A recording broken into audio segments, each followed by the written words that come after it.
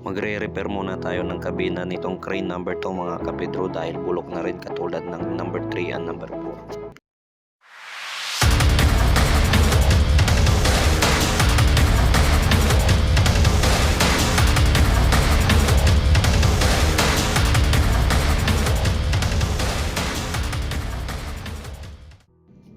At magsimula na tayo magtrabaho mga kapedro.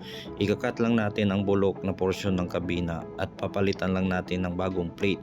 Fast forward ko lang tong ginagawa ko mga kapedro.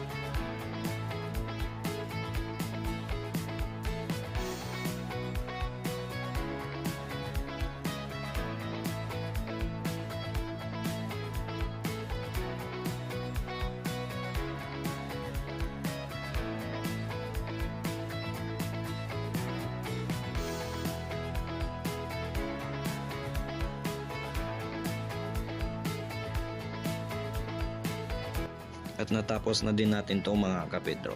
Salamat sa panonood. Pa-support naman page ko, follow, like, and share for more videos. Salamat!